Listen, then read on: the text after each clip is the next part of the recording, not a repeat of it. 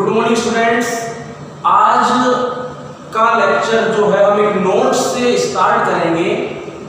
Note में एक बहुत ही सिंपल लेकिन बहुत ही स्पेशल बात जो है हम सीखेंगे। ध्यान दीजिए क्या बात है। एक बहुत ही इजी नोट की बात कर रहे हैं। इजी है, सिंपल है, बट स्पेशल बहुत है। In polar areas like Alaska and North Canada,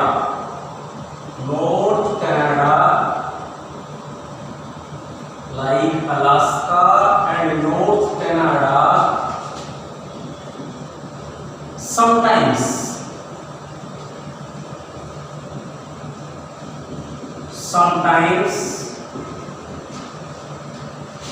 very beautiful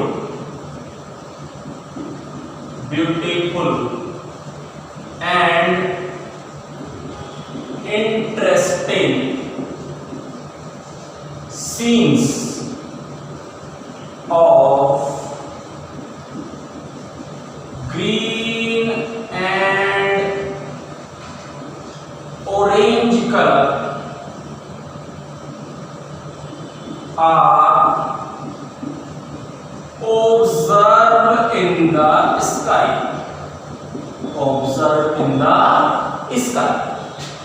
polar area कौन कौन से polar area? North pole, south pole के पास जो एरिया है, कभी गए हैं घूमने आप? कभी चलेंगे एक साथ पिकनिक पे चलेंगे कभी? पोलर एरिया कौन कौन से polar area? Alaska, north Canada. काफी मजा आएगा जब साथ मिलकर चलेंगे आप और हम नॉर्थ कनाडा में, अलास्का में। क्या देखने? पोलर ओरा देखने। नॉर्थ कनाडा और अलास्का में समटाइम क्या होता है कि बहुत ही ब्यूटीफुल, इंटरेस्टिंग चीजें देखने को मिलती हैं। कभी जब आप और हम चलेंगे पिकनिक पे तो आपको दिखाऊंगा मैं कि नॉर्थ कनाडा में और अलास्का में बहुत ही ब्यूटीफुल और इंटरेस्टिंग चीजें देखने को मिलती हैं। कहां पर? In the sky. कहां पर? In the sky. Interesting scenes of green and orange colour. कैसे? दिखाऊंगा। देखिए अभी कभी चलेंगे तो देखेंगे। ये जो पूरा फिनोमिना है, this is called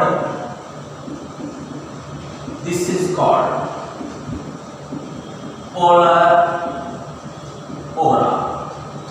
This is called polar aura. क्या बोलते हैं इसको? polar aura कहते हैं। अपने नहीं मिलता, इंडिया में नहीं। कहीं आप सोच लो इंडिया में जो दिख रहा है आपको polar aura है। हर बार स्काई में दिखने वाला फिनोमिना पोलर ओरा नहीं होता। वो तो नॉर्थ कनाडा में ही होता है, पोलर एरिया में ही होता है। तो पोलर ओरा नाम है उस फिनोमिना का। The region of polar aura is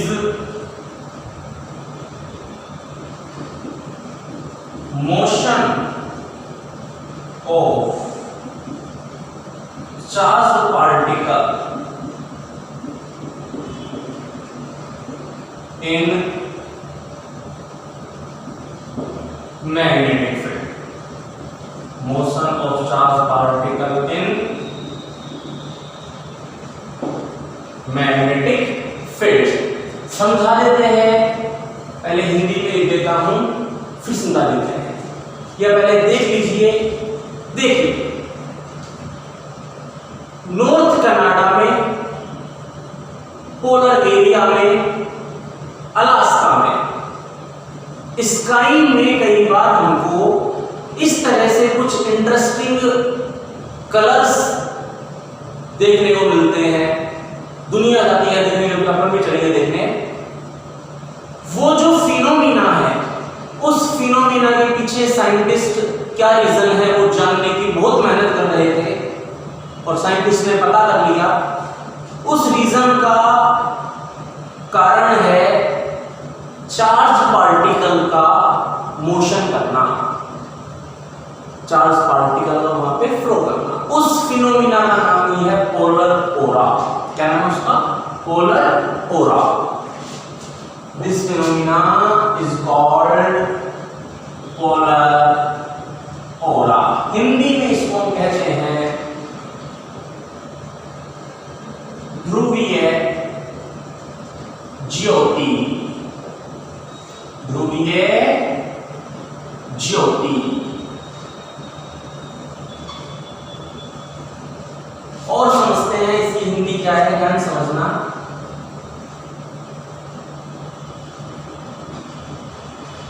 ध्रुवीय प्रदेशों जैसे अलास्का तथा उत्तरी कनाडा में आकाश में, आसमान में कई बार बहुत सुंदर तथा आकर्षक, बहुत सुंदर तथा आकर्षक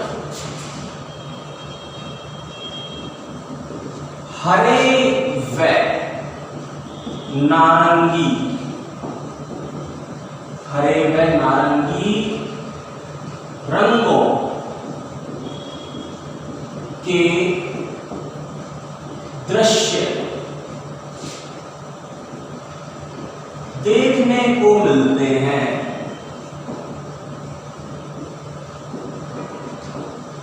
इस घटना को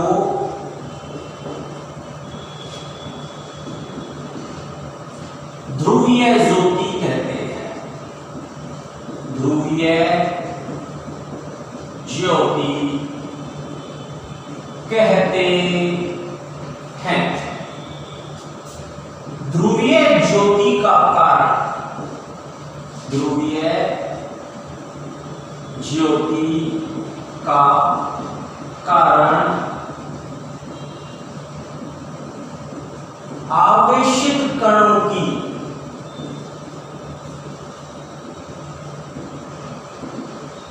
चुंबकीय क्षेत्र में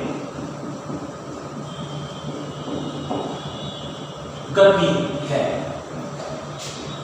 और देखो एक सिंपल सी कहानी सुनाता हूं आपको, कहानी सुना चुका आपको। आप तो सिंपल समझिए बात में, सिंपल बात क्या है कि कई बार हमको क्या होता है कि कुछ ऐसे दृश्य देखने को मिलते हैं आसमान में कि हरे रंग, नारंगी रंग जैसे कुछ रंग बिरंगी चीजें आसमान में डांस कर रही हैं।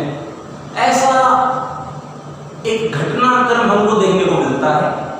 ये जो फिनोमिना है ये पोलर एरिया, ध्रुवीय इलाकों में, ध्रुवीय प्रदेशों में ऐसा देखने को मिलता है, अलास्का, कनाडा जैसे प्रदेशों में। इस घटना का कारण क्या है ये हमारे वैज्ञानिक बहुत ही लंबे समय से खोज कर रहे थे। फिर उनको पता चला तो इस घटना का कारण मिला आवेशित कणों की चुंबकीय क्षेत्र में गति, motion of charge particle magnetic field. ये हेडिंग आपको लिखवा चुका मैं कि 0 डिग्री पे चलना, रेस्ट में रहना, 90 डिग्री पे चलना, वो फिनोमिना अपन ने पढ़े भी हैं। तो एक मैग्नेटिक फील्ड हमारे अर्थ के चारों तरफ है। मैग्नेटिक फील्ड हमारी अर्थ एक मैग्नेट की तरह बिहेव करती है। नेक्स्ट चैप्टर में मैं इसी चीज के बारे में डिस्कस करूंगा। इसे कहा जाता है अर्थ मैग्नेटिज्म। क्या बोलते हैं? अर्थ मैग्नेटिज्म, भू चुंबकत्व। कि हमारी पृथ्वी, हमारी अर्थ खुद एक मैग्नेट है, बहुत पावरफुल मैग्नेट है। तो मैग्नेट है तो इसके चारों तरफ मैग्नेटिक फील्ड है। तो जो सन, सन मतलब नॉट सन, सन सूर्य, जब वहां से रेज आती हैं, किरणें आती हैं, आपको पता है कॉस्मिक रेज, बहुत ही पावरफुल रेज, तो कॉस्मिक रेज जब वहां से आती है तो वो क्या है, चार्ज्ड रेज, चार्ज्ड पार्टिकल्स उसमें प्रेजेंट होते हैं, आवेशित कण उसमें मिले हुए होते हैं कॉस्मिक किरणों में, और जब वो हमारी अर्थ के मैग्नेटिक फील्ड में आती है तो उन पे पार्टिकल्स पे फोर्स लगता है, जिससे उनका मोशन जो है उस पर इफेक्ट पड़ता है, और उनके चलने से, उन पे लगने वाले फोर्स से, उनसे निकलने वाली इलेक्ट्रोमैग्नेटिक वेव्स से हमें वो कलर्स देखने को मिलते हैं। और डिटेल अगर मैं चाहूँ तो इसमें बहुत दे सकता हूँ, लेकिन अभी आपके काम की बिल्कुल नहीं है, इसलिए आपको छोटे से नोट के थ्रू ये बातें समझाई जा रही हैं। तो आपको ध्यान रखना कि कक्षा 12 में आप पढ़ रहे हो, क्लास 12 में आप पढ़ रहे हो, तो एक छोटी सी चीज आपको इस क्लास में सीखने को मिल रही है, और ये आपको थोड़ा सा वर्ड ध्यान रखना है, पोलर ऑरा, ध्रुवीय ज्योति। ऑरा एक ऐसा अपने पास टॉपिक है जिसके ऊपर कभी हम जब फ्री होंगे तो बहुत ही डिटेल में बातें करेंगे, बहुत बड़ा लेक्चर बना सकते हैं। जैसे आपको पता हो तो जो बड़े बड़े ऋषि मुनि होते थे, जो बड़े बड़े प्रभावशाली व्यक्तित्व वाले लोग होते थे, उनके भी चारों तरफ इस तरह हम देखते थे, अलग ही चमक दिखाई देती थी चारों तरफ, तो वो उनका खुद का पर्सनल ऑरा कहलाता था, पर्सनल ऑरा, जो उनके व्यक्तित्व को, उनके प्रभाव को दर्शाने का काम करता था। तो ऑरा अपने आप में बहुत डिटेल वाला टॉपिक है जिसकी हम अभी चर्चा नहीं करेंगे। अभी तो आप ध्यान रखिए कि इन पोलर एरियाज, ध्रुवीय क्षेत्रों में, जैसे अलास्का, कनाडा, इसमें क्या होता है, कई बार आप इसको पढ़ सकते हैं आराम से, अलग अलग रंगों के, नारंगी, ऑरेंज, ग्रीन, इन कलर्स के अपने को दृश्य देखने को, ब्यूटीफुल इंटरेस्टिंग सीन्स देखने को मिलते हैं। तो वो जो फिनोमिना है उसको कहा जाता है पोलर ऑरा, जिसका कारण है पार्टिकल्स का, चार्ज्ड पार्टिकल्स का मैग्नेटिक फील्ड में चलना, आवेशित कणों का चुंबकीय क्षेत्र में गति करना। ज्यादा चर्चा करेंगे नहीं इस पे, अभी आप इस पे इतना ही समझिए। एक छोटा सा नोट और डिस्कस करते हैं। क्या नोट है, ध्यान से समझिए, सिंपल सा नोट है, और ये नोट जो है आपको मैंने पिछले लेक्चर में सिखा रखा था कि if charged particle moves perpendicular to magnetic field, then it moves on circular path. यदि आवेशित कण चुंबकीय क्षेत्र के लंबवत गति करता है तो वह वृत्ताकार पथ पर गति करता है, वृत्ताकार पथ पर गति करता है, because magnetic force provides centripetal force, क्योंकि चुंबकीय बल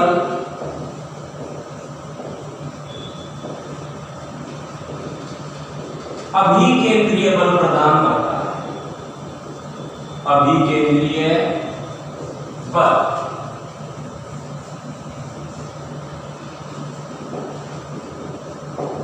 प्रदान करता है, और वो जिस पार्टिकल, वो जिस सर्कल पे चलता है, जिस वृत्त पे चलता है, उसकी त्रिज्या रेडियस होती है mv अपॉन qb। ये अपन ने सीखा था। उसका टाइम पीरियड होता है 2 पाई m अपॉन qb, ये भी हमने सीखा था। उसकी फ्रीक्वेंसी, आवृत्ति होती है qb अपॉन 2 पाई m। ये जो फ्रीक्वेंसी होती है, इस फ्रीक्वेंसी को कहा जाता है साइक्लोट्रॉन फ्रीक्वेंसी। साइक्लोट्रॉन फ्रीक्वेंसी का सीधा सा मतलब क्या है? साइक्लोट्रॉन आवृत्ति। ये एक सिंपल सी चीज, यहां पे आपको दो नोट समझाए हैं मैंने। ये पहला नोट जो कि पोलर ऑरा के बारे में है, ये दूसरा नोट जो कि एक सर्कल के मोशन के बारे में है। ये वाला नोट बहुत ही इजी, इसकी स्टडी आपको पिछले लेक्चर में डिटेल में करवा दी थी और आज के लेक्चर में अपन इससे आगे बढ़ेंगे। और पोलर ऑरा एक एक्स्ट्रा, एक अच्छा पॉइंट जिसपे क्वेश्चन 1 मार्क्स से ज्यादा आएगा नहीं, अगर आएगा तो, लेकिन डिटेल वाला टॉपिक है जिसको हम कुछ बहुत ही कम टाइम में हमने इसको थोड़ा सा डिस्कस किया है। साइक्लोट्रॉन फ्रीक्वेंसी के ऊपर आप जब ये कंप्लीट नोट कर लें, नंबर 1, नंबर 2 और नंबर 3, पहले आप ये तब यहां तक नोट कर लें। तो यहां तक नोट करने के बाद आपको एक लाइन लिखनी है, मैं बता देता हूं। हिंदी मीडियम में बच्चे लाइन लिखेंगे कि साइक्लोट्रॉन एक ऐसा उपकरण होता है, साइक्लोट्रॉन एक ऐसा उपकरण होता है जिसका उपयोग धनावेशित कणों को उच्च गतिज ऊर्जा से त्वरित करने में किया जाता है। जिसका उपयोग धनावेशित कणों को उच्च गतिज ऊर्जा से त्वरित करने में किया जाता है। इंग्लिश में लिखेंगे कि cyclotron is a instrument which is used,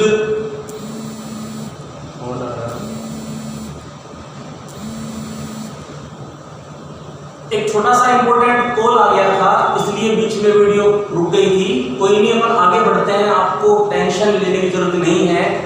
Hindi medium वालों के लिए लाइन बता दी मैंने, इंग्लिश मीडियम वालों के लिए एक बार वापस लाइन बोल देता हूं। Cyclotron is a device which is used to accelerate charged particle up to high kinetic energy। Video पिछले सुन लेना।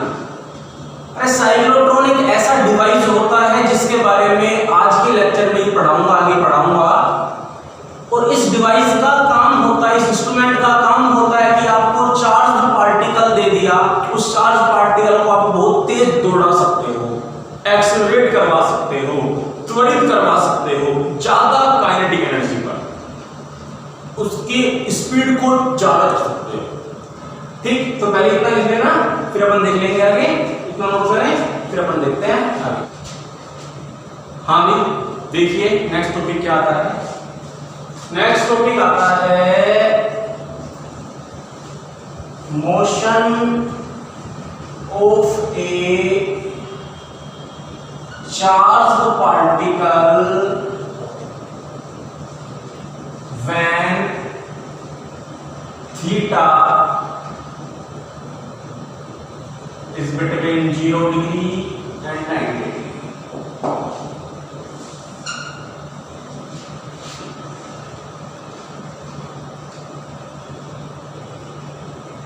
आवेशित कण की, आवेशित कण की चुंबकीय क्षेत्र में गति जब थीटा हो। समझिए भी ध्यान से। अगर आपको याद हो तो पिछले लेक्चर में हमारी जो मेन हेडिंग थी वो ये चल रही थी, और याद तो क्या पिछला लेक्चर देखने के बाद ही ये लेक्चर देखना था। समझिए ध्यान से। पिछले लेक्चर में हेडिंग थी हमारी motion of charge particle in magnetic field, चुंबकीय क्षेत्र में आवेशित कण की गति, जिसमें हमने स्पेशल केस डाले थे। पहला केस 0 डिग्री वाला था, इस तरह से केस पढ़े थे, फिर एक v0 कर दिया था, फिर थीटा 90 कर दिया था। तो मैं उन दो केस की बात कर रहा हूं जिसमें एक बार तो थीटा 0 डिग्री दिया था हमने और एक बार थीटा 90 डिग्री दिया था। और वहां मैंने आपको ये बात सिखाई थी कि जब थीटा 0 डिग्री होता है, यानी जब पार्टिकल की वेलोसिटी उसकी v और मैग्नेटिक फील्ड यानी कि v और b दोनों सेम डायरेक्शन में होते हैं, 0 डिग्री जब कोण होता है तो वो पार्टिकल, वो कण बिल्कुल सीधा चलता है, बिल्कुल सीधा सीधा चलता है। और दूसरा एक जो कंडीशन था, वैसे केस नंबर 3 था वहां, जो आपको मैंने ये सिखाया था कि जब वेलोसिटी परपेंडिकुलर 90 परपेंडिकुलर b, वेग चुंबकीय क्षेत्र के लंबवत है, थीटा 90 डिग्री है, तब अपने पास कंडीशन ये थी कि तब वो पार्टिकल सर्कल पे चलता है। दो स्थितियां हैं, एक कंडीशन तो ये है कि पार्टिकल सीधा चल रहा है, दूसरी कंडीशन ये है पार्टिकल सर्कल पे चल रहा है। हिंदी मीडियम कंफ्यूज ना हो, पार्टिकल मतलब कण की बात कर रहे हैं।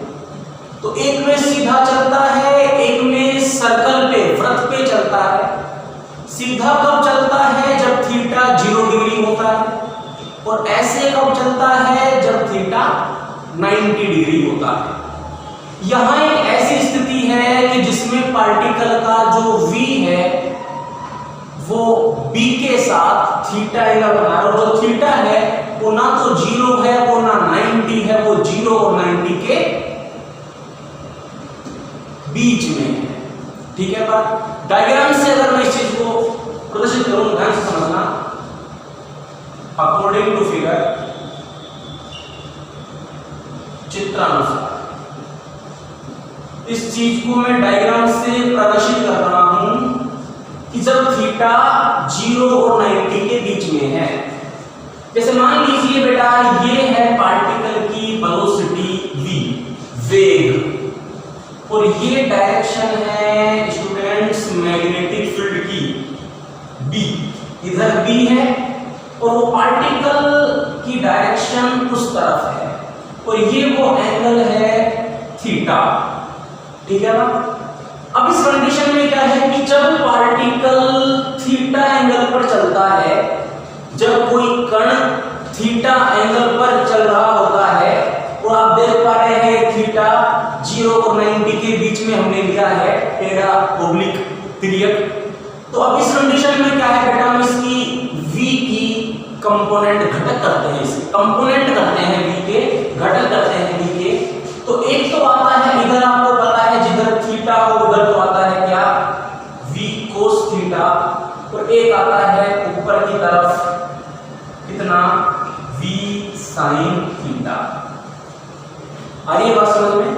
कंडीशन क्या है कि पार्टिकल इस तरह से चल रहा है, कण इस तरह से चल रहा है कि थीटा 0 और 90 के बीच में है, और इस कंडीशन में ये हमने दिखा दिया, ये v है, ये b है, ये चुंबकीय क्षेत्र मैग्नेटिक फील्ड, ये वेलोसिटी, ये वेग, ये एंगल, तो हमने इस v के घटक कर दिए, v के कंपोनेंट कर दिए। तो एक तो आया v cos थीटा, एक आया v sin थीटा। ठीक? Then it is clear that तब यह स्पष्ट है कि, क्या स्पष्ट है, क्या क्लियर है? ध्यान से समझिए, angle between v cos theta and b,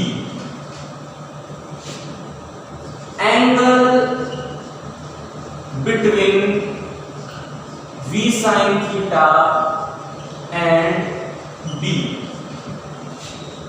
v cos theta तथा b के मध्य कोण, v sin थीटा तथा b के मध्य कोण। v cos थीटा और b के मध्य कितना एंगल है, v cos थीटा और b के बीच कितना एंगल बना हुआ है। ध्यान से देखिए डायग्राम को, इस डायग्राम को देख के आपको इन दो चीजों के जवाब देने हैं।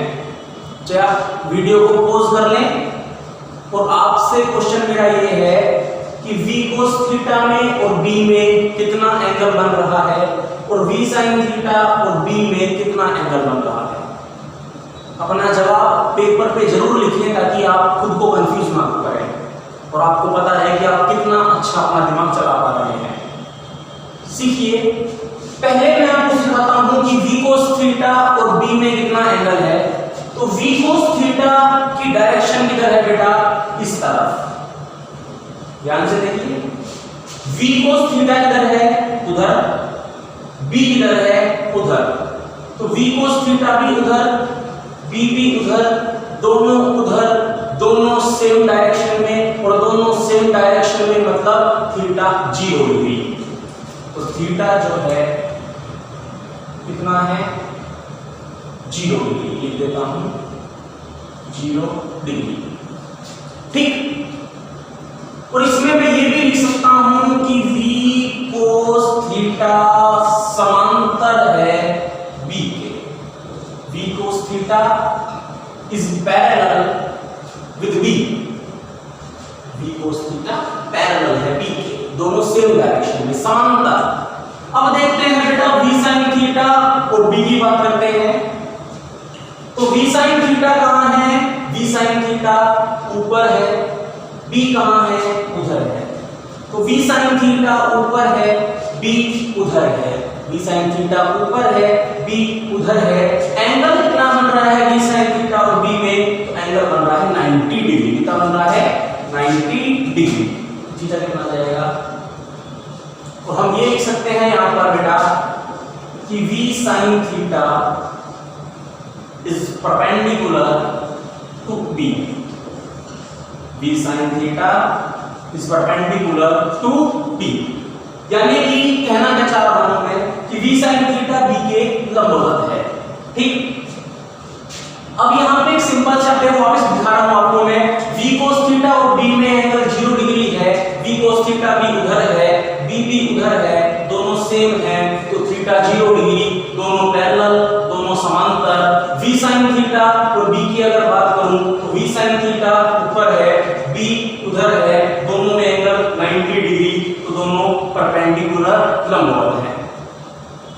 अब जब यहां से मैंने लिखना शुरू किया तो उससे पहले आपको मैंने समझा दिया था कि जब थीटा 0 होता है तो सीधा चलता है और 90 होता है तो सर्कल पे घूमता है। यानी कि v cos थीटा जो वेलोसिटी है, v cos थीटा जो स्पीड है, ध्यान से समझिए बेटा, इस पार्टिकल की वेलोसिटी ये थी और इस वेलोसिटी के दो कंपोनेंट आए, दो घटक, v cos theta, v sin theta. अब यहां पे जो ये v cos थीटा है, इस v cos थीटा के कारण पार्टिकल सीधा जाएगा। कैसे जाएगा, सीधा जाएगा। और v sin थीटा के कारण पार्टिकल सर्कल पे घूमेगा, वृत्त पे घूमेगा। ध्यान समझना, it means particle will move on straight line path, straight line path due to velocity component v cos theta and moves on circular path due to velocity component v sin theta। लिख देता हूं बेटा, अतः कण वेग के घटक v cos theta के कारण सरल रेखीय पथ पर गति करता है तथा v sin थीटा के कारण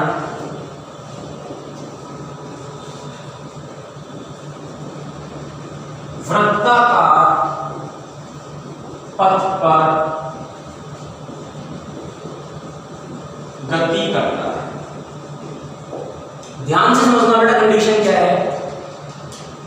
v cos थीटा के कारण सरल रेखा पर चलेगा, v cos थीटा के कारण स्ट्रेट लाइन पे चलेगा, क्योंकि 0 डिग्री है v cos थीटा पे। v sin थीटा के कारण 90 डिग्री है, तो v sin थीटा के कारण सर्कल पे चलेगा। आपको मैंने शुरू में ही ढंग से समझा दिया, 0 डिग्री सीधा चलेगा, 90 डिग्री सर्कल पे घूमेगा।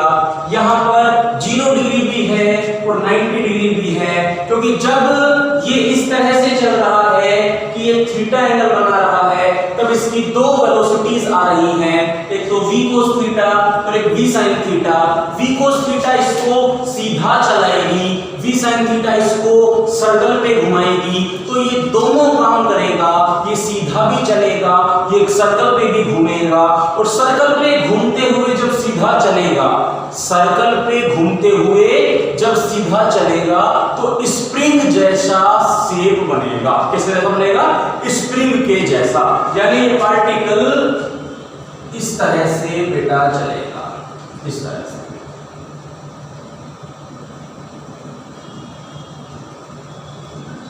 ध्यान से देखिए, मैंने इसका शेप दिखा दिया आपको।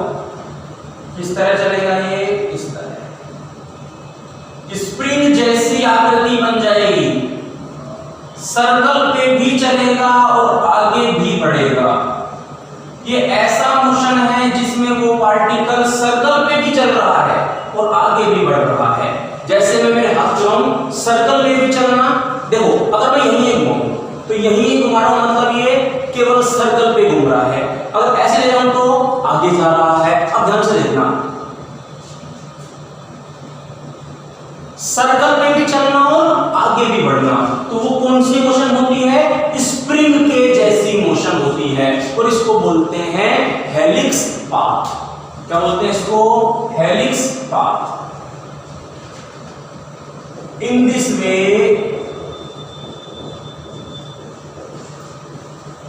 particle will move on helix path। ठीक, इस प्रकार कण हेलिक्स पथ, हेलिक्स मतलब बेटा सर्पिलाकार पर गति करता है।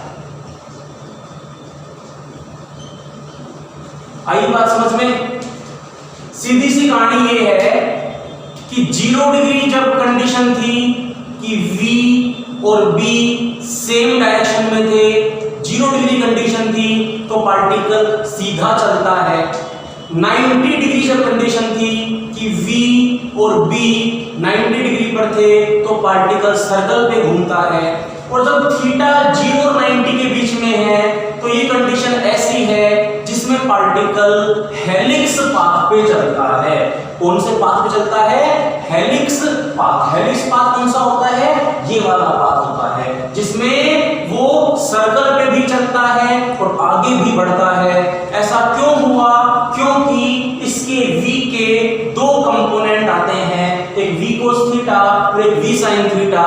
v cos थीटा 0 डिग्री पर होता है तो वो उसको आगे लेके जाता है, और v sin थीटा 90 डिग्री पे होता है जो उसको सर्कल पे घुमाता है। इस तरह उसमें दोनों इफेक्ट आ जाते हैं, सर्कल पे घूमने का भी और आगे जाने का भी, इसलिए वो पार्टिकल सर्कल पे भी घूमता है, आगे भी जाता है और स्प्रिंग जैसा पाथ पे मोशन करता है, और इसको बोलते हैं हम हेलिक्स पाथ। इस पाथ का नाम है हेलिक्स पाथ। आई बात समझ में? क्या समझाया बेटा? ये v वेलोसिटी थी, थीटा एंगल पर था, दो कंपोनेंट हुए, v cos theta, v sin theta. v cos theta parallel था, v sin थीटा परपेंडिकुलर था, तो 0 डिग्री वाले के कारण हॉरिजॉन्टल स्ट्रेट पाथ सरल रेखा पे चलता है, और v sin थीटा के कारण सर्कुलर पाथ, वृत्ताकार पथ, सर्कुलर पाथ पे चलता है, और इस तरह वो इस तरह घूमता है, यानी कि हेलिक्स पथ पे चलता है। क्लियर है बात? लिखना कैसे है इसको? सबसे पहले आप हेडिंग डालेंगे, फर्स्ट नंबर पे सब बच्चे हेडिंग डालेंगे, फिर मैं लिखवाऊंगा। पहले हेडिंग डालिए, पहले सब बच्चे हेडिंग डालिए और हेडिंग डाल के लिखिए। हेडिंग डालेंगे और लिखेंगे पहले इंग्लिश मीडियम, पहले हेडिंग डालना और पहले केवल इंग्लिश में लिखेगा। Let a particle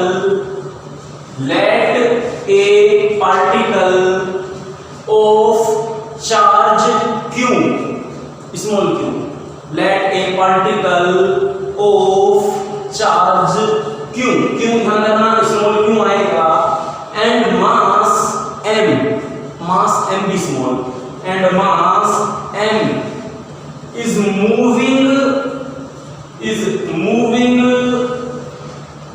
in a uniform magnetic field, is moving in a uniform magnetic field B, uniform magnetic field B at an angle theta, at an angle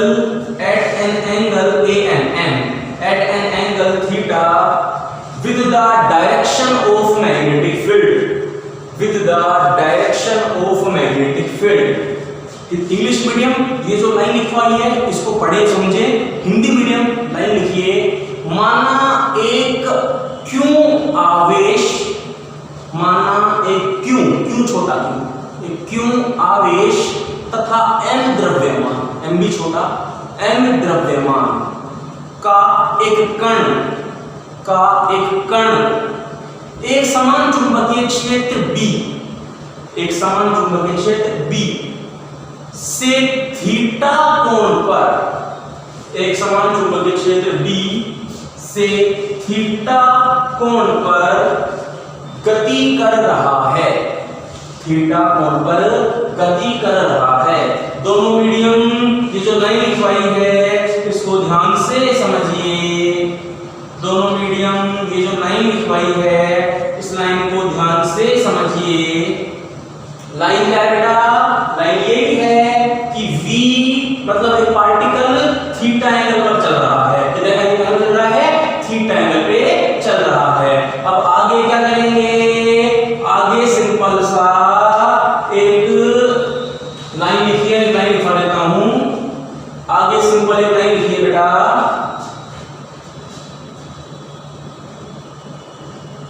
in this condition particle moves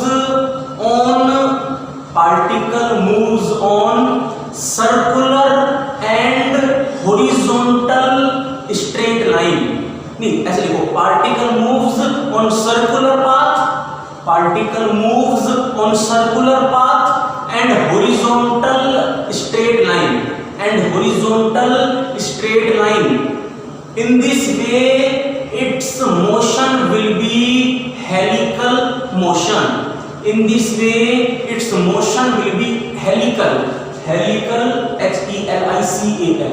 helical motion। ठीक, हिंदी में लिखिए, इस स्थिति में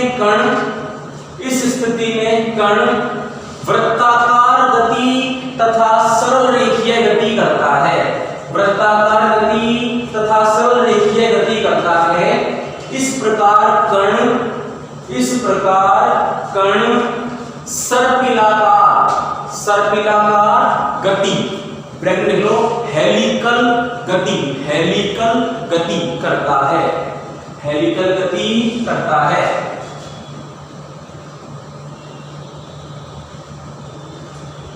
ठीक, next time लिखिए, कण द्वारा आवर्तकाल के समय में तय की गई क्षैतिज दूरी, ये तय की गई दूरी, कण द्वारा आवर्तकाल के समय में तय की गई दूरी चूड़ी अंतराल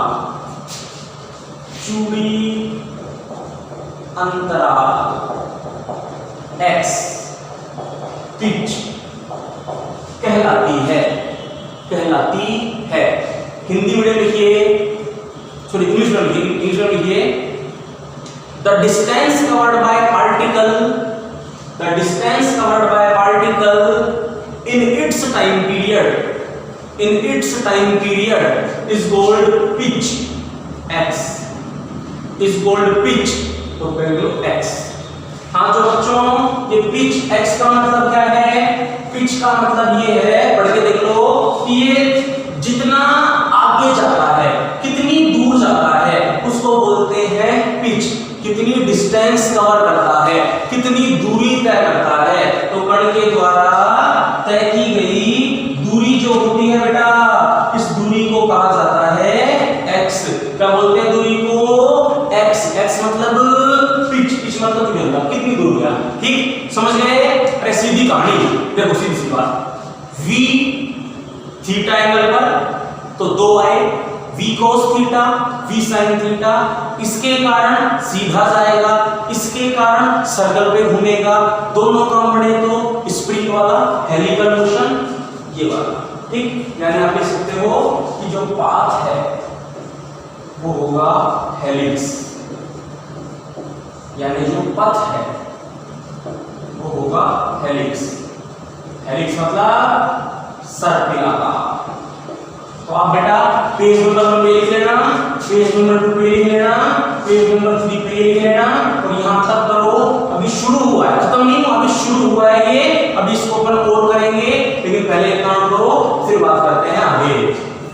हाँ भाई, आगे देखते हैं। अब जैसे इसमें अगर अपन इसका मैथमेटिकल फॉर्मूला वगैरह निकालें, इसका कंडीशन किस तरह से निकलेगी कि सबसे पहले तो अपन बात करते हैं कि अपन ने सीख लिया पाथ जो है वो है हेलिकल पाथ, ये अपन ने सीख लिया। फिर ये जो पथ है वो पथ कैसा है?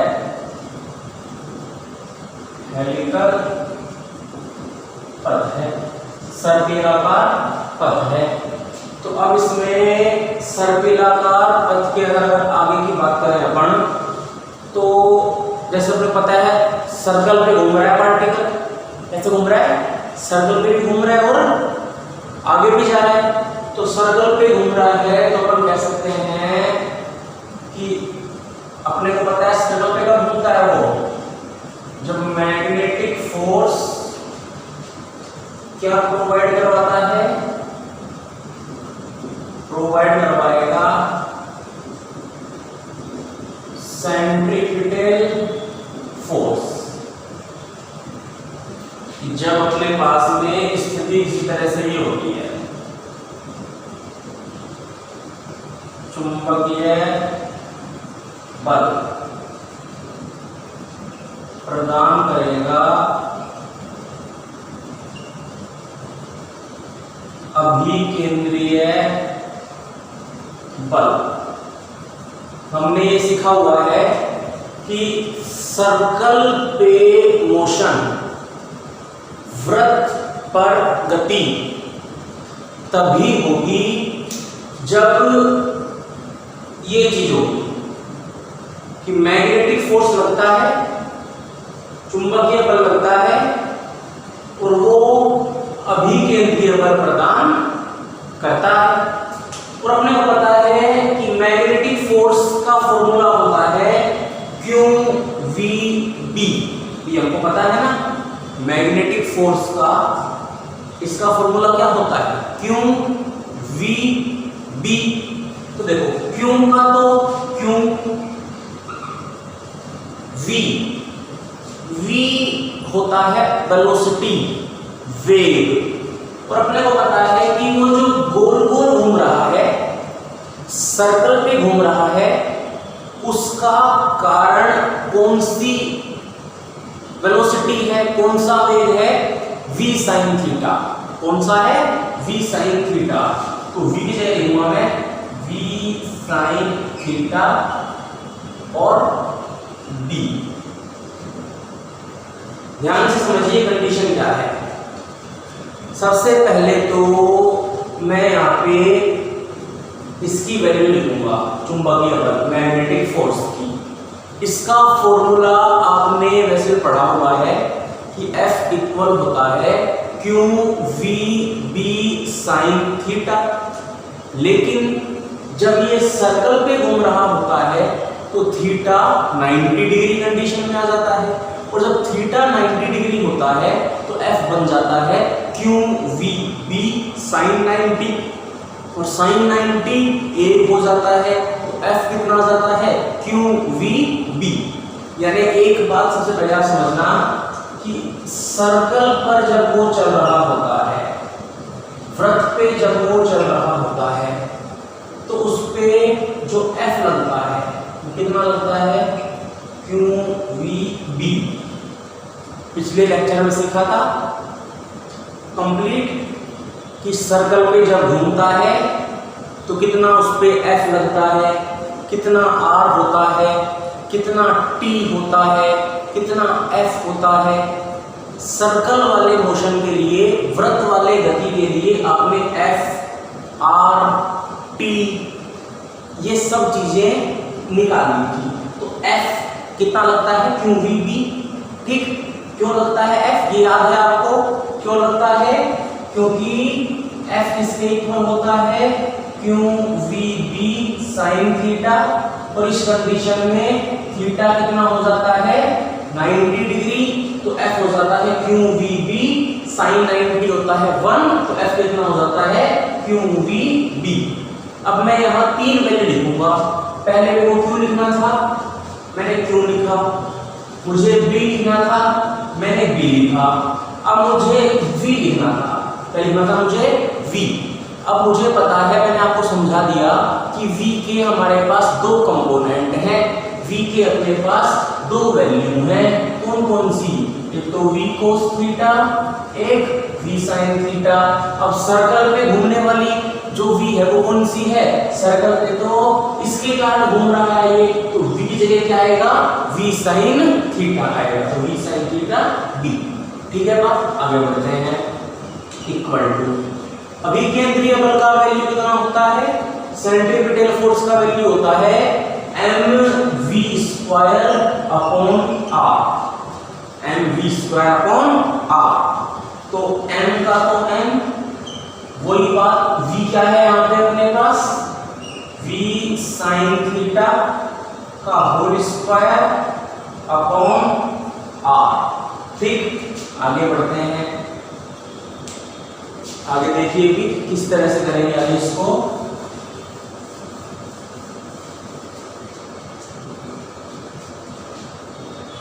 अब देखो v sin थीटा से ये v sin थीटा कट जाएगा, यहां बचेगा q इंटू b इसके इक्वल m, फिर v sin थीटा और अपॉन r। तो r निकालना है, r को यहां ले जा रहा हूं, बाकी को यहां ले जा रहा हूं, तो r इसके इक्वल आ जाएगा m v sin theta upon QB। ये हमने सिंपल R निकाल लिया, ठीक। R को वहां भेजा, QB को यहां भेजा। आपको मैं सिंपल सा एक ट्रिक सिखाता हूं, ट्रिक ध्यान से सीखिए। मैंने आपको पिछले लेक्चर में सर्कल के मोशन के लिए सारी कंडीशंस करवा दी थी कि सर्कल के मोशन में एफ कैसे निकालते हैं, आर, टी और ये एफ और ये ओमेगा, ये सब निकालना मैंने आपको सिखाया था। अब अगर आपको इसमें सीखना है ना, तो आप क्या करो, उन जितने भी फॉर्मूलों में आप v लिखते थे, ध्यान से समझना बच्चों, आपको मैं ट्रिक सिखा रहा हूं कि जो मैंने पिछले लेक्चर में सर्कल वाला मोशन पढ़ाया था, तो उसकी ये रिजल्ट अपने पास आए थे, आपके पास है नोटबुक में लिखे हुए, आप उनको देख सकते हैं। तो वहां पे जितने भी v आते हैं उन v को हटा करके अगर आप v sin थीटा लिख दें, उस v को हटा के लिख दें आप v sin थीटा, तो आपके सभी रिजल्ट इस हेलिकल पाथ वाले के रिजल्ट बन जाएंगे। क्या करना है बच्चों, v को हटा के v sin थीटा लिखना है। जैसे एग्जांपल के लिए वहां हमारे पास रेडियस आती थी mv अपॉन qb। पिछले लेक्चर में सर्कल के लिए मैंने r निकलवाया था, कितना आया था mv अपॉन qb। तो मैंने कहा v को हटा के v sin थीटा लिख दो। देखो v को हटा के जब v sin थीटा लिखोगे तो ये बन जाएगा mv sin theta upon qb। पिछले लेक्चर में सर्कल वाला समझाया था, अब हेलिकल वाला समझा रहा हूं। ठीक, आगे बढ़ते हैं। ये तो निकल गई अपने पास क्या बच्चों, r। क्या निकल गई ये r। इतनी बात समझ में आ गई कि r कैसे निकाला, बहुत ही इजी तरीके से r अपन ने निकाल दिया। अब अपन बात करते हैं t की, टाइम पीरियड, आवर्तकाल कैसे निकालेंगे। तो t कैसे निकाला था पहले अपन ने, speed equal distance upon time था, चाल बराबर दूरी बटे समय। तो टाइम किसके इक्वल आ गया था, डिस्टेंस अपॉन स्पीड, दूरी बटे चाल। तो डिस्टेंस तो कितनी होती थी 2 पाई r अपॉन चाल, स्पीड कितनी आएगी यहाँ पे v sin थीटा। ये सीधी सी बात है, सर्कल मतलब v sin थीटा आएगा यहाँ पे, क्योंकि सर्कल पे चलने का कारण ही क्या है, v sin थीटा, और आगे बढ़ने का कारण क्या है, v cos थीटा। ठीक, अब t क्या वैल्यू आ गया, तो t equal to 2 pi upon v sin theta को तो छेड़ो मत, इस r की वैल्यू वहां से उठा के यहां लिख दो। r कितना है mv sin theta upon qb। v sin theta से v sin थीटा कट जाएगा, तो t कितना आएगा, t आएगा 2 पाई n अपॉन qb। t निकल गया। आप चाहो तो f भी निकाल सकते हो। f क्या होता है, t का उल्टा होता है, t का रेसिप्रोकल, t का व्युत्क्रम।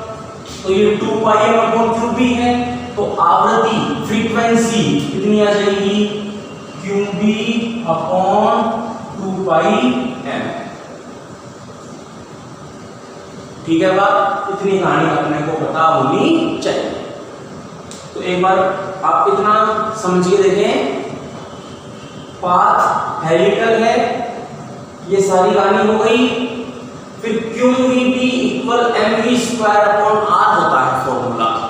v की जगह आएगा v sin थीटा, क्योंकि सर्कल का कारण है v sin थीटा, तो v sin थीटा आएगा।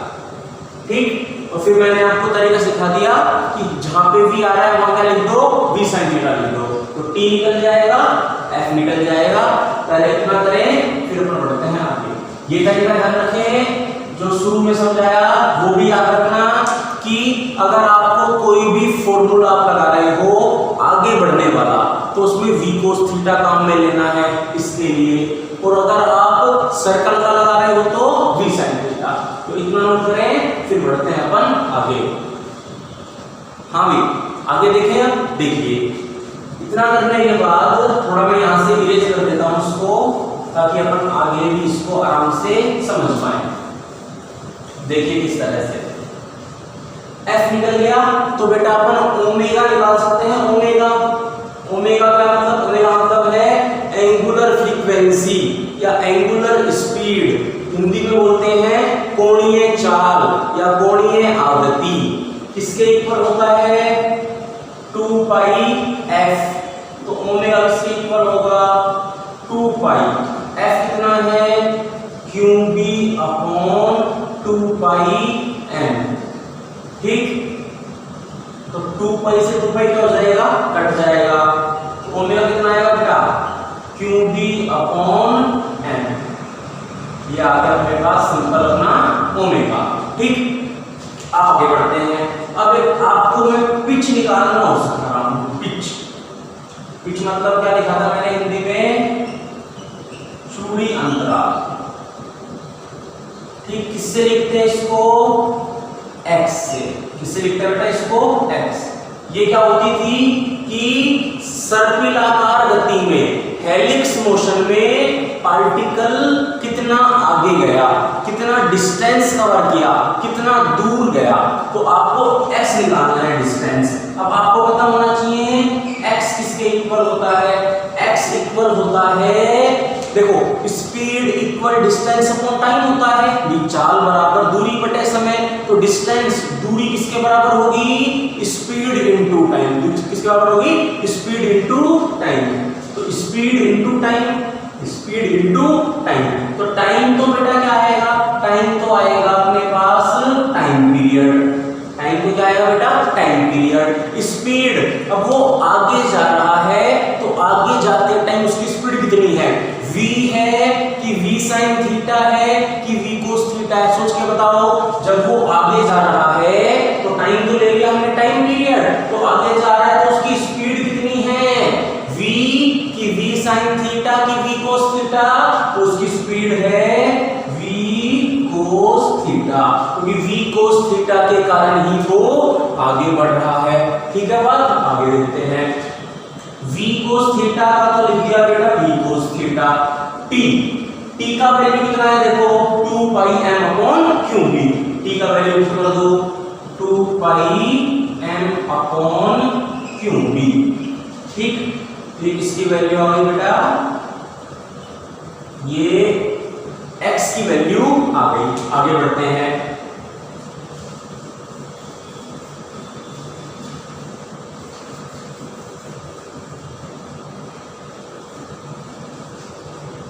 देखो, बिकॉज अपन ने r का फॉर्मूला ये सीखा था mv sin theta upon qb, तो यहां से qb की वैल्यू कितनी आती है, qb, यहां से qb कितना है, qb को यहां भेज दो, qb कितना आएगा बेटा mv sin theta upon r।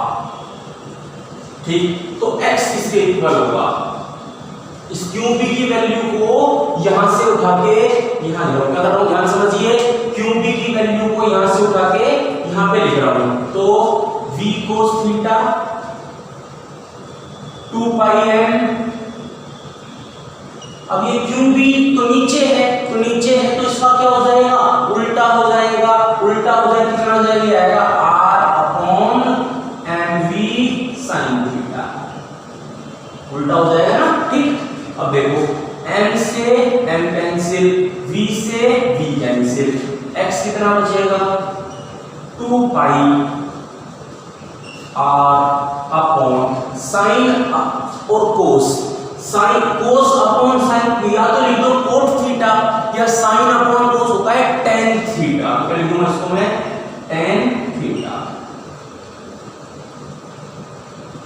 ये अपन निकाल दिया पिच। ठीक, तो ध्यान से समझिए क्या कंडीशन है, कैसे किया सोल्व। ओमेगा इक्वल 2 पाई, पहले phase number first, phase number second. Omega equal 2 पाई f, f की वैल्यू पुट कर दी, 2 पाई से 2 पाई कट गया, ओमेगा निकल गया। पिच होता है x, डिस्टेंस दूरी बराबर होती है चाल गुना समय, स्पीड इनटू टाइम, टाइम का वैल्यू t और चाल आएगी v cos theta, speed v cos theta से ही आगे जा रहा है v cos थीटा। t का वैल्यू पुट कर दिया, सोल्व किया। r ये होता है, यहां से qb निकाल के यहां लिख दिया, कटने वाले कट गए, sin साइन अपॉन कोस tan लिख दिया। किसी को दिक्कत आ रही है tan की जगह लिख दे साइन अपॉन कोस, सोल्व करेगा वापस वहां से यहां नहीं आ सकता, यहां से वहां चल जाए, शर्माने वाली बात नहीं है। तो एक तो ये नोट करना है और ध्यान रखना है, दो चीजों का आपको प्रूफ पूरा आना चाहिए, एक सर्कल वाला, एक हेलिक्स मोशन वाला, वृत्त वाला और हेलिक्स वाला। सर्कल और हेलिक्स का पूरा आपको बायोडाटा, पूरा आपको उसका डेरिवेशन करना, जिसमें F निकालना, R निकालना, V निकालना, T निकालना, ये सब चीजें आपको आनी चाहिए। टोटल मिला के थीटा इक्वल 90 डिग्री वाला और थीटा इक्वल 0 से 90 के बीच वाला, ये जो दो डेरिवेशन है 90 वाला और 0 के बीच वाला, ये आपको आना चाहिए। ये आपका टॉपिक चल रहा था स्पेशल केस वाला, और अभी आपका स्पेशल केस वाला टॉपिक क्या हो गया बेटा, खत्म हो गया। इसको ढंग से सीखना है आपको, कोई दिक्कत है कुछ नहीं है। पहले ये नोट करो, फिर मैं आपको सिखाता हूँ आगे। नोट करो ये। हाँ भाई, अब हम एक बहुत ही इंपॉर्टेंट टॉपिक शुरू करते हैं, बहुत ही मोस्ट टॉपिक है, ध्यान से समझिए बेटा, साइक्लोट्रॉन। तो हेडिंग डालेंगे सभी बच्चे साइक्लोट्रॉन।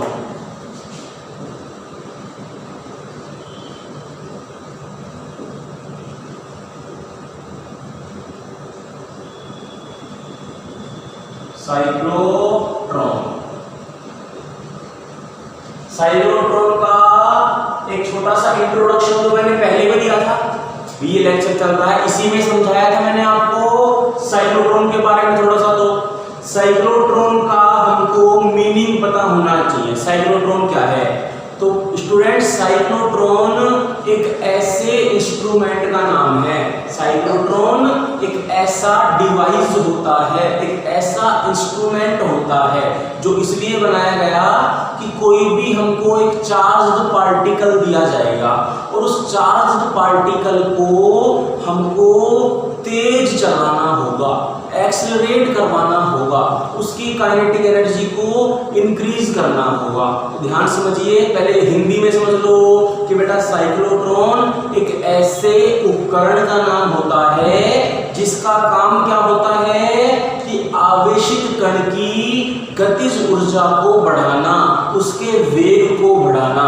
इंग्लिश वाले समझिए, साइक्लोट्रॉन एक ऐसा डिवाइस होता है जो क्या करता है, पॉजिटिव चार्ज्ड पार्टिकल्स को एक्सेलरेट करने का काम करता है, हाई काइनेटिक एनर्जी से उनकी काइनेटिक एनर्जी को इंक्रीज करने का काम करता है, उनकी स्पीड को बढ़ाने का काम करता है। कौन? साइक्लोट्रॉन। तो साइक्लोट्रॉन में सिंपल कहानी अपन क्या लिख सकते हैं बेटा, साइक्लोट्रॉन में अपन बेटा सिंपल कहानी ऐसे लिख सकते हैं कि साइक्लोट्रॉन इज ए डिवाइस, ध्यान से समझिए, the cyclotron is a device which is used to accelerate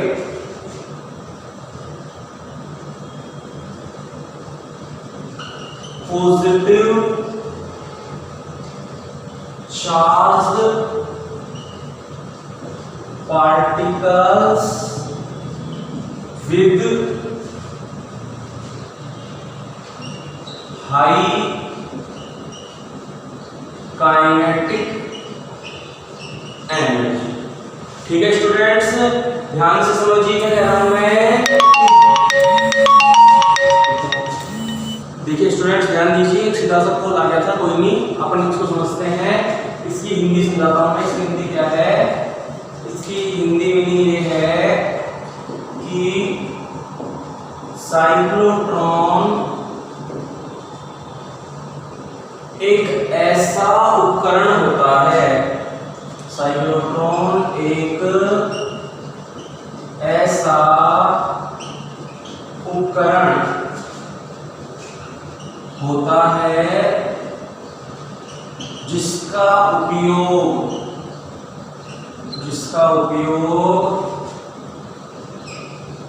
धनावेशित कणों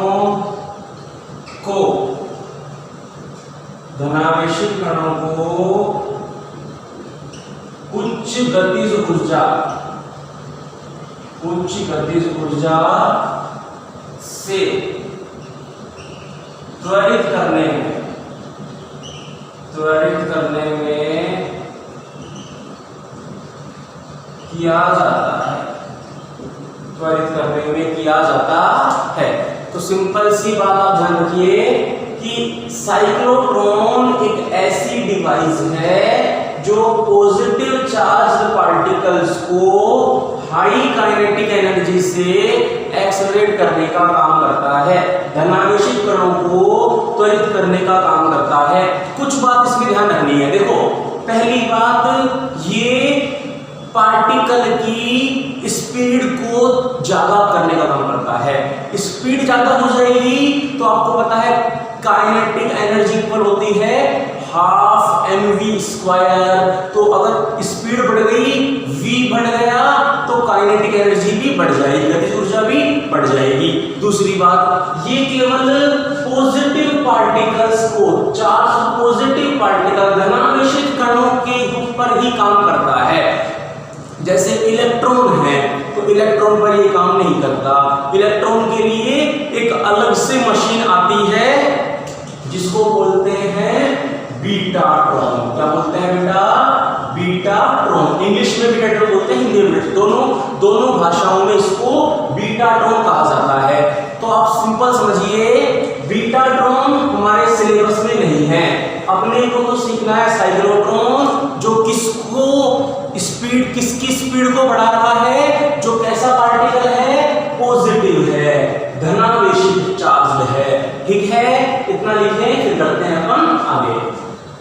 हाँ, अब अपन बात करेंगे कि साइक्लोट्रॉन किस तरह से काम करता है, किस कॉन्सेप्ट पर साइक्लोट्रॉन वर्क करता है। साइक्लोट्रॉन का इंट्रोडक्शन मैंने आपको दिया कि साइक्लोट्रॉन का काम क्या है, चार्ज पार्टिकल उसकी स्पीड को बढ़ाना, इंक्रीज करना। साइक्लोट्रॉन का वर्क क्या होता है बच्चों? चार्ज पार्टिकल की स्पीड को इंक्रीज करना, उसकी काइनेटिक एनर्जी को ज्यादा करना, उसको तेज चलाना, यही वर्क होता है। अब ऐसा वो कैसे करता है, कैसे साइक्लोट्रॉन स्पीड को इंक्रीज करता है, किसी की स्पीड को, उसको अपन पढ़ेंगे किस चीज में। अपन छोटा सा एक हेडिंग डालेंगे, इंपॉर्टेंट तो अपना टॉपिक ये है, प्रिंसिपल ऑफ साइक्लोट्रॉन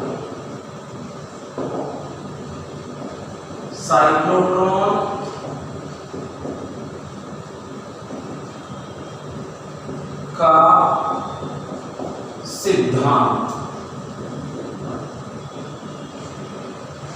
साइक्लोट्रॉन का सिद्धांत, इसकी अपने को चर्चा करनी है बच्चों कि साइक्लोट्रॉन का सिद्धांत क्या होता है, किस प्रिंसिपल पर साइक्लोट्रॉन वर्क करता है। सबसे पहली बात, साइक्लोट्रॉन क्या करता है, किसी भी चार्ज पार्टिकल की v मतलब उसकी वेलोसिटी, उसकी स्पीड, उसकी चाल को इंक्रीज करने का वर्क करता है, उसकी चालकों को बढ़ाता है। ठीक, साइक्लोट्रॉन जो मशीन है, ये जो इंस्ट्रूमेंट है, इसमें बेटा इलेक्ट्रिक फील्ड और मैग्नेटिक फील्ड दोनों काम में लिए जाते हैं। साइक्लोट्रॉन में इलेक्ट्रिक फील्ड भी काम में लिया जाता है और मैग्नेटिक फील्ड की भी काम में लिया जाता है। मतलब बेटा साइक्लोट्रॉन जो डिवाइस है, इसमें इलेक्ट्रिक फील्ड मतलब हिंदी मीडियम क्या बोलेंगे इलेक्ट्रिक फील्ड को, समझ गए तो विद्युत क्षेत्र। इलेक्ट्रिक फील्ड मतलब विद्युत क्षेत्र, मैग्नेटिक फील्ड मतलब चुंबकीय क्षेत्र। तो साइक्लोट्रॉन में इलेक्ट्रिक फील्ड और मैग्नेटिक फील्ड दोनों ही काम में लिए जाते हैं। अब इसमें क्या कॉन्सेप्ट बनाया गया, इसमें कॉन्सेप्ट ये बनाया गया कि हमको पता है कि जब कोई मैग्नेटिक फील्ड में परपेंडिकुलर चलता है, परपेंडिकुलर मतलब कितने डिग्री पर बेटा, 90 डिग्री पर।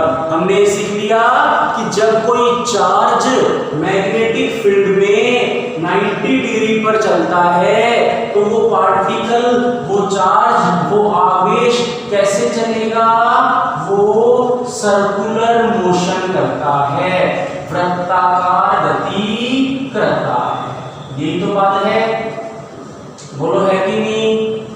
कि जब कोई चार्ज 90 डिग्री पर मैग्नेटिक फील्ड में मोशन करता है तो सर्कुलर मोशन करता है, वृत्त के पथ पर चलेगा अगर चुंबकीय क्षेत्र में 90 डिग्री पर वो चलेगा तो।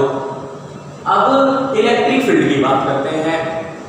इलेक्ट्रिक फील्ड जो है, साइक्लोट्रॉन में इलेक्ट्रिक फील्ड को काम में लिया जाता है चार्ज्ड पार्टिकल की वेलोसिटी को इंक्रीज करने में, उसकी काइनेटिक एनर्जी को इंक्रीज करने में। ये काम होता है इलेक्ट्रिक फील्ड का। ठीक, और समझते हैं। एक चीज अपन ने पढ़ी हुई है, कौन सी चीज? कि टाइम पीरियड। जब कोई सर्कल में चलता है तो उसका टाइम पीरियड, इसका फॉर्मूला हमने निकाला था। कितना आया था? 2πm/qb। अरे भी जब 90 डिग्री वाला पढ़ा था ना, थीटा इक्वल 90 डिग्री वाला, तो थीटा इक्वल 90 डिग्री वाले में हमने क्या पढ़ा था? t कितना आता है? 2πm/qb।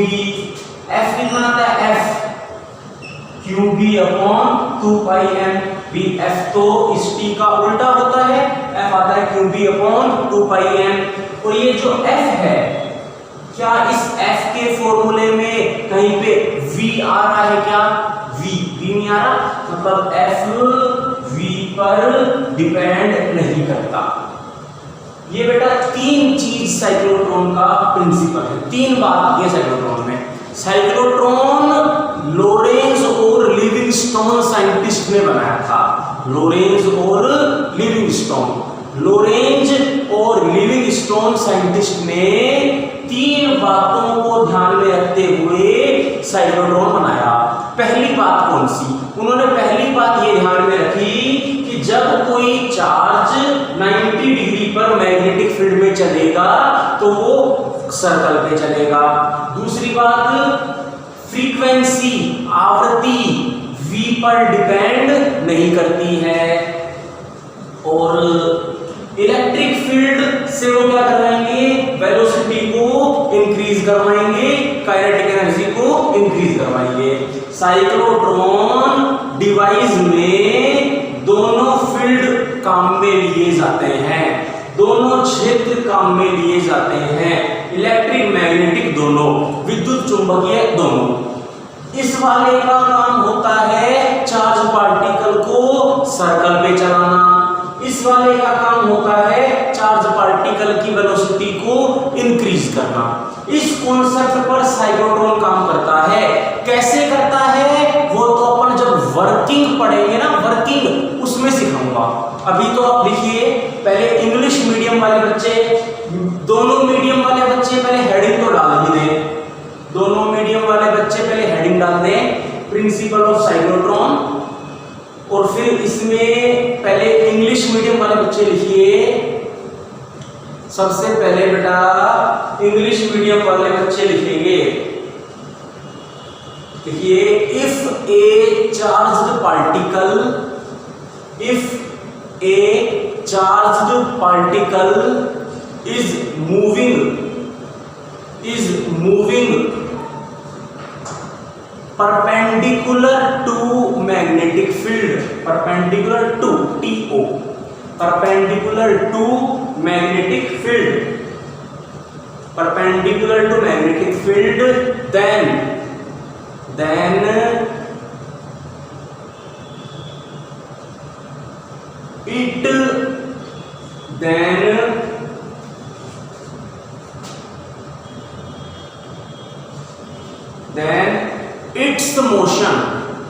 its motion will be circular motion. Its motion will be circular motion and frequency of its motion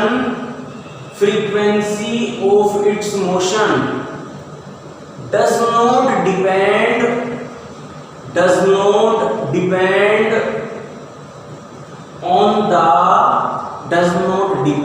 on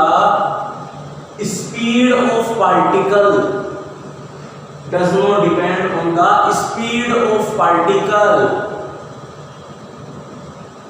It means frequency does not depend on the energy of the particle. In cyclotron, full stop लगा के लिखना जैसे in cyclotron magnetic field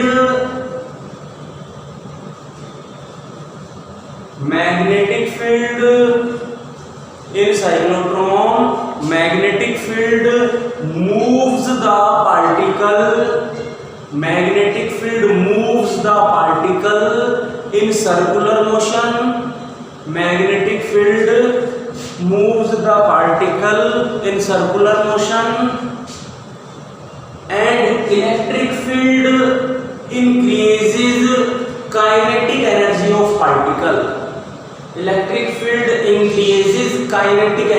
particle. English medium को जो मैंने line लिखवाई है उनको बैठ के समझे, नोट कुछ नहीं करना उनको, और हिंदी मीडियम को लाइन लिखवा रहा हूं वो लिखिए। साइक्लोट्रॉन में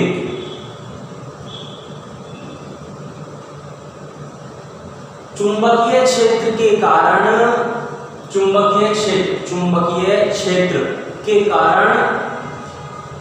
कण वृत्ताकार गति करता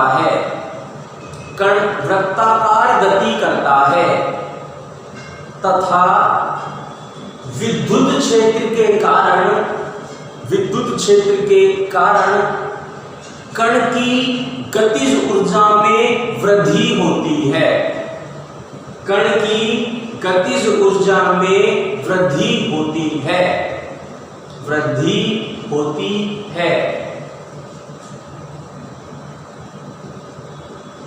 जब कोई कण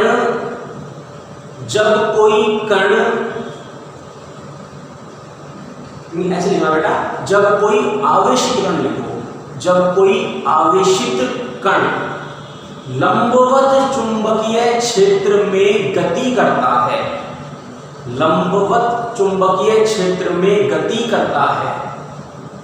तब कण वृत्ताकार पथ पर गति करता है। इस गति की आवृत्ति कण की चाल पर निर्भर नहीं करती है।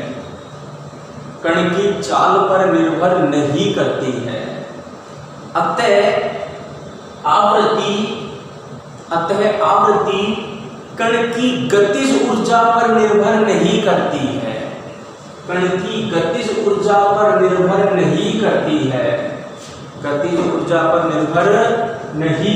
है। लिख लिया सबने? अब लास्ट में लिख देना, हिंदी में लिख देना, इसे ही साइक्लोट्रॉन का सिद्धांत कहते हैं। और इंग्लिश में लिख देना, it is called principle of cyclotron.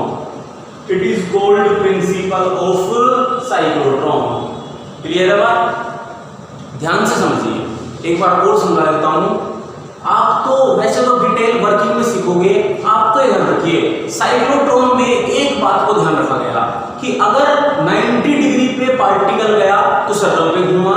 दूसरी बात, फ्रीक्वेंसी f v पर डिपेंड नहीं करती।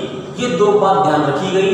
और तीसरा दिमाग लगाया जिससे उन्होंने इलेक्ट्रिक फील्ड से वेलोसिटी को ज्यादा कर पाया। ये तीन चीज काम में ली गई और इन तीनों को कहते हैं साइक्लोट्रॉन का प्रिंसिपल, कॉन्सेप्ट ऑफ साइक्लोट्रॉन, इसका सिद्धांत। कैसे काम में ली गई वो अपन पढ़ेंगे वर्किंग में, उससे पहले पढ़ेंगे कंस्ट्रक्शन। पहले आप इसको समझिए फिर पढ़ते हैं अपन आगे। इसको समझिए पहले। हाँ भाई, अब पढ़ते हैं अपन वर्किंग पढ़ेंगे, लेकिन वर्किंग से पहले पढ़ा रहा हूं कंस्ट्रक्शन, संरचना।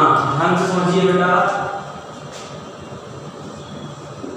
Construction of cyclotron, construction of cyclotron. Construction मतलब है बेटा संरचना, कैसा होता है साइक्लोट्रॉन। साइक्लोट्रॉन की संरचना, साइक्लोट्रॉन की संरचना।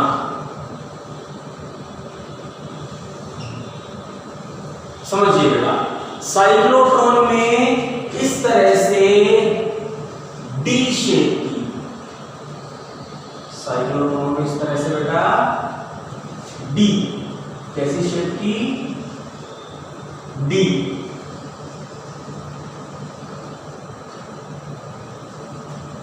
सही है, थोड़ा इसको बढ़ा देता हूं।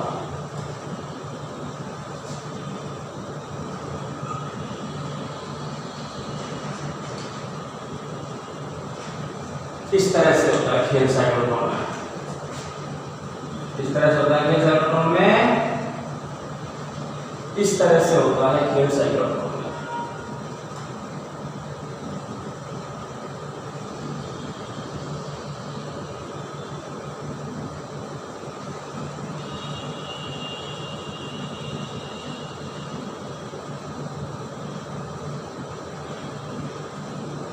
देखिए ध्यान समझिए, साइक्लोट्रॉन में इस तरह से डी शेप के, कैसी शेप के, डी, इंग्लिश में होता है ना D, D for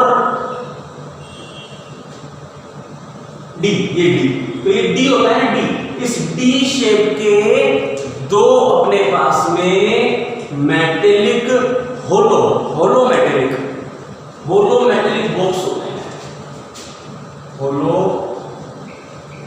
metallic box. होलो मतलब खोखले, धातु के खोखले बॉक्स। तो दो, कितने होते हैं, दो। टू होलो मेटेलिक बॉक्स, दो धातु के खोखले बॉक्स होते हैं। उनकी शेप कैसी होती है, डी, डी जैसी शेप होती है।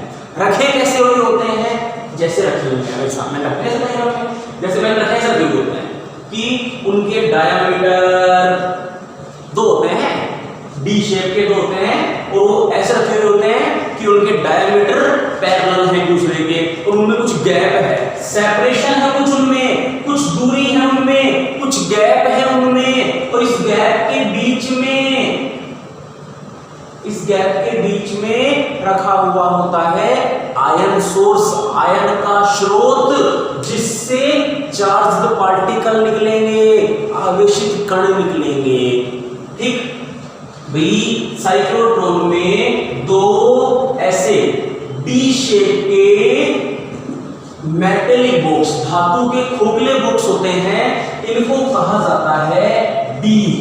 क्या बोलते हैं इनको, इनको डीज बोलते हैं, डीजे नहीं बोलते, इनको डीज बोलते हैं। क्या बोलते हैं इनको, डीज। अरे पहली बात ये है, इनके बीच में गैप होता है, इस गैप के बीच में एक सोर्स रखा हुआ, एक स्रोत रखा हुआ होता है, जिससे चार्ज पार्टिकल निकलेंगे, आवेशित कण निकलेंगे, और साइक्लोट्रॉन उनकी स्पीड को बढ़ाता जाएगा, इससे निकलेंगे, साइक्लोट्रॉन स्पीड बढ़ाएगा। तो सोर्स रखा हुआ होता है, सोर्स, एस मतलब स्रोत, आयन सोर्स, जिससे आयन निकलेंगे। ठीक, इसको लिखता हूं D1, डीज नंबर 1, ये डीज नंबर 2, डीज बोलते हैं, डीज नंबर 2। ये जुड़ी हुई होती है बेटा एक वोल्टेज सोर्स से, अल्टरनेटिंग वोल्टेज सोर्स से। किससे जुड़ी होती है बेटा ये,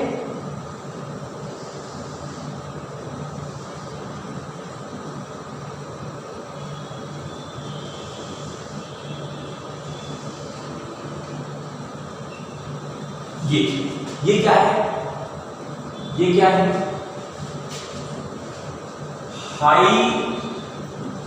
पोटेंशियल अल्टरनेटिंग वोल्टेज सोर्स, उच्च विभव वाला प्रत्यावर्ती स्रोत। जैसे बैटरी होती है ना, बैटरी, ऐसे ही ये है। बैटरी होती है डीसी की, ये होती है एसी की। अपन ने अपने चैनल पे आपको मिल जाएगा, क्लास 10th वाले में जाना। अपने चैनल पे आप क्लास 10th वाले इलेक्ट्रिक सर्किट वाले चैप्टर में जाना। उसमें मैंने टॉपिक पढ़ा रखा छोटा सा, एसी डीसी, इसके बारे में कि एसी मतलब करंट दो तरह के होते हैं, अल्टरनेटिंग करंट, डायरेक्ट करंट, प्रत्यावर्ती धारा, दिष्ट धारा। तो प्रत्यावर्ती जो बैटरी होती है ना, उसको तो लिखते हैं अपन ऐसे, एक प्लस एक माइनस, और ये होती है तो डीसी होती है, डीसी बैटरी। एसी की बैटरी अपन ऐसे लिखते हैं, ऐसे टेढ़ा सा सुना दिया, एन एन एस मान लो, एस मान लो, एस टेढ़ा सुना दिया। ये लीजिए, इसमें फिक्स होता है एक प्लस एक माइनस, इसमें फिक्स नहीं होता, कभी ये प्लस ये माइनस, थोड़ी देर में ये माइनस ये प्लस, थोड़ी देर में ये प्लस ये माइनस, और थोड़ी देर में ये माइनस ये प्लस। इसलिए बोलते हैं इसको प्रत्यावर्ती, अल्टरनेटिंग, कि अल्टरनेटिंग ऑर्डर में ये प्लस माइनस बदलते रहते हैं। ऐसी यहाँ पे बैटरी काम में ली गई है, ऐसा यहाँ पे सोर्स काम में लिया गया है। ये है अल्टरनेटिंग वोल्टेज सोर्स, प्रत्यावर्ती वोल्ट का स्रोत, जिसके कारण कभी D1 बन जाएगा प्लस, D2 बन जाएगा माइनस, फिर D2 बन जाएगा प्लस, D1 बन जाएगा माइनस, फिर D1 बन जाएगा प्लस, D2 बन जाएगा माइनस। मतलब कभी कोई प्लस कोई माइनस, कोई प्लस कोई माइनस, अल्टरनेटिंग, परिवर्ती, प्रत्यावर्ती, बदल बदल कर इनकी प्लस माइनस बदलते। हाँ, और ये प्लस माइनस बदलने का टाइम जो होता है ना, वो फिक्स होता है। टाइम क्या होता है? फिक्स। जैसे मान लो 5 सेकेंड, 10 सेकेंड, वो इसके ऊपर डिपेंड करता है। किस पर डिपेंड करता है? इस पर डिपेंड करता है कितने टाइम पे ये बदलेगी। हाँ, फिक्स टाइम होता है। जैसे मान लो 2 सेकेंड है, तो 2 सेकेंड में ये प्लस, फिर 2 सेकेंड बाद ये बन जाएगा माइनस, वो बन जाए, समझाऊं? देखो, जैसे मान लो अभी ये प्लस और ये माइनस, और ये 2 सेकेंड बाद है, 2 सेकेंड में बदल देता है, तो 2 सेकेंड बाद क्या होगा? ये बन जाएगा माइनस, ये बन जाएगा प्लस, और 2 सेकेंड बाद क्या होगा? ये प्लस ये माइनस। ऐसी कहानी यहाँ पे चलती रहती है। ठीक, क्या समझा रहा हूं मैं आपको समझा रहा हूं, बेटा ध्यान से समझिए। मैं आपसे कह रहा हूं कि इसमें ये सोर्स काम में लिया जाता है, ये वोल्टेज सोर्स, वोल्ट का स्रोत काम में लिया जाता है। और ये कौन सा होता है? ये होता है अल्टरनेटिंग वोल्टेज सोर्स। फिजिक्स में चैप्टर 10 में आपको पढ़ाऊंगा, मैं चैप्टर नंबर 10 पढ़ाऊंगा ना जब मैं आपको अल्टरनेटिंग करंट, उसमें आपको पढ़ाऊंगा इसके बारे में मैं। अभी तो आप ऐसे समझ सकते हो इसको कि सिंपल जो हम पहले लेते थे बैटरी, उसमें क्या होता था? एक प्लस एक माइनस फिक्स होता था, कि ये प्लस है ये माइनस फिक्स था। अब फिक्स नहीं है, अभी क्या है? ये प्लस ये माइनस, थोड़ी देर में ये अल्टरनेट हो जाएंगे, ये परिवर्ती हो जाएंगे। तो वो देखो क्या होती, ये माइनस बन जाएगा ये प्लस बन जाएगा, फिर ये प्लस ये माइनस, फिर ये माइनस ये प्लस। ठीक, और ये जो टाइम होता है बदलने, टाइम क्या होता है? फिक्स होता है। टाइम क्या होता है बेटा? टाइम फिक्स होता है। वो इसके ऊपर डिपेंड करता है कैसा सोर्स लिया है। जैसे मान लो थोड़ी देर, देखो ये प्लस है, थोड़ी देर में D1 प्लस, इससे आपको पता है ना, प्लस से जुड़ा तो प्लस बन गया, माइनस से जुड़ा माइनस बन गया, फिर ये बदल गए तो ये बदल जाएंगे, है कि नहीं भाई? मान लो शुरू में ये प्लस ये माइनस, तो D1 प्लस D2 माइनस, थोड़ी देर में ये माइनस ये प्लस, तो D1 क्या बन जाएगा? माइनस, D2 क्या बन जाएगा? प्लस, फिर ये प्लस ये माइनस, ऐसा बदलता रहता है।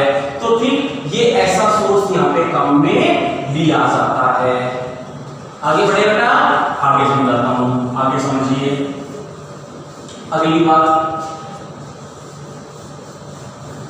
बात क्या है?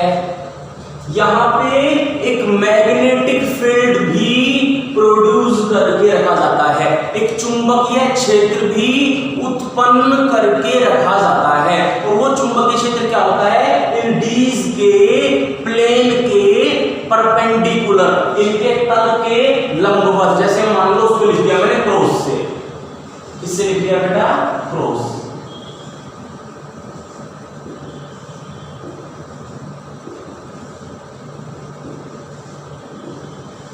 Cross cross cross cross cross cross cross cross.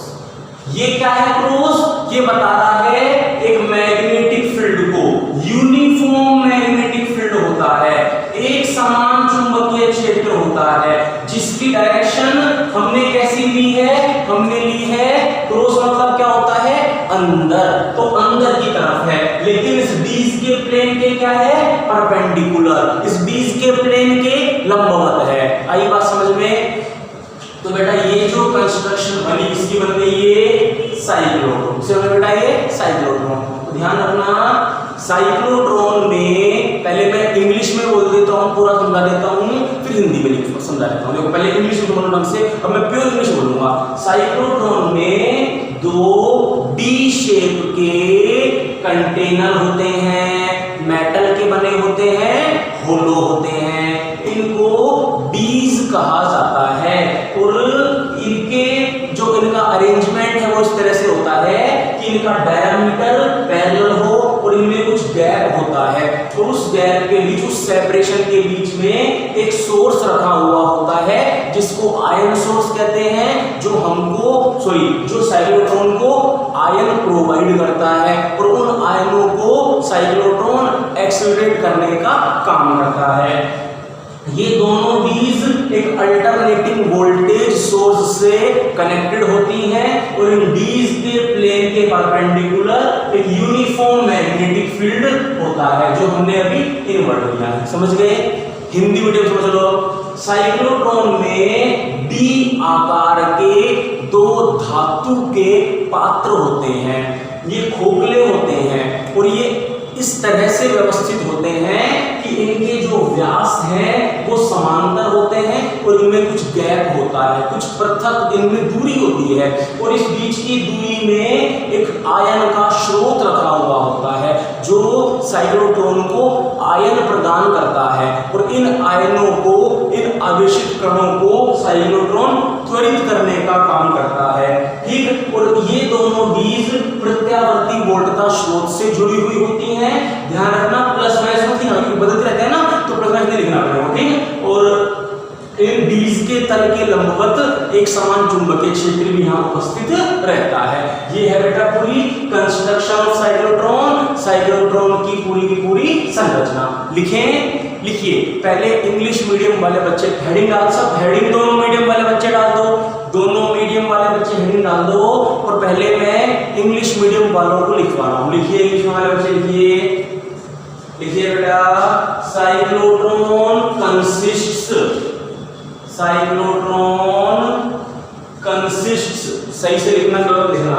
Cyclotron consists two hollow metallic, cyclotron consists two hollow metallic boxes of shape D.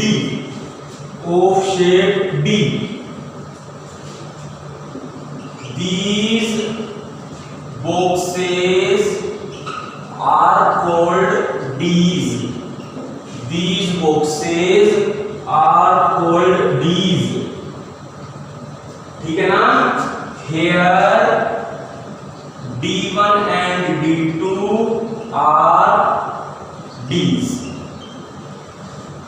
D1 and D2 are Ds. English में लिखते हैं ना, इस लाइन को समझ के देखें। और हिंदी मीडियम वाले बच्चे लिखिए, साइक्लोट्रॉन में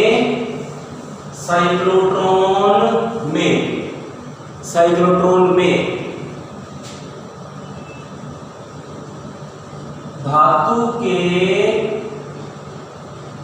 खोखले दो बॉक्स होते हैं। साइक्लोट्रॉन में धातु के खोखले 2 बॉक्स होते हैं, ये डी आकार के होते हैं, ये डी आकार के होते हैं। इन्हें बीज कहते हैं, इन्हें बीज, सही लिखना बेटा, बीज कहते हैं। यहां D1 व D2 बीज हैं, यहां D1 व D2 बीज हैं। लिख लिया। अब हिंदी मीडियम को समझ के देखिए, इंग्लिश मीडियम वालों ने जितना लिखा था पैराग्राफ चेंज करके और लिखिए these are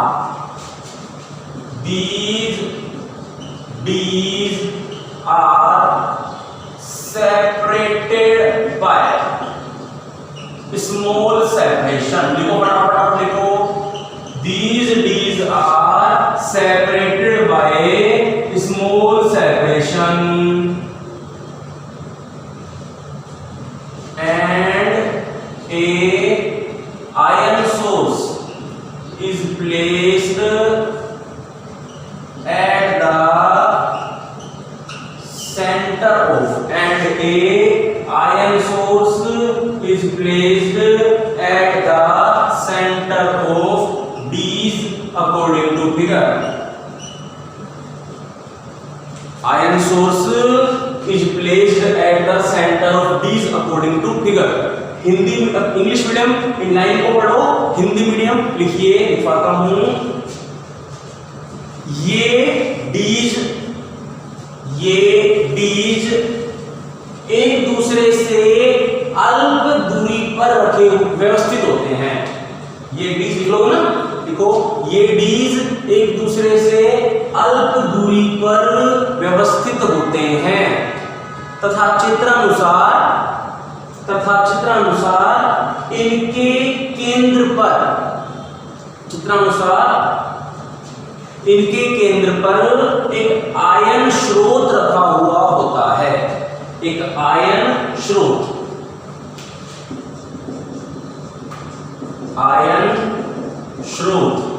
रखा हुआ होता है। ठीक है जी। हिंदी मीडियम लाइन को पढ़े, इंग्लिश मीडियम जितना लिख लिया था उसके नीचे एक लाइन में लिखिए पैराग्राफ करके, these कंफ्यूज नहीं होना, these are connected by high potential alternating voltage source,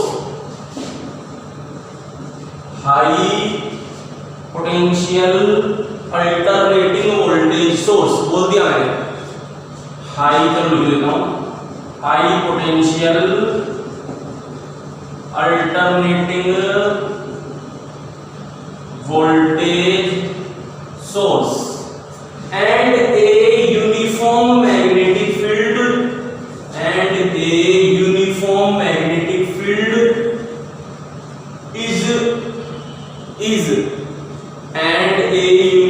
magnetic field is produced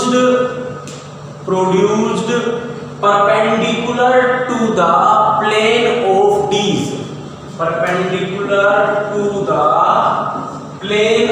these, according to figure। बेटा क्या मतलब बेटा, हिंदी में लिखिए,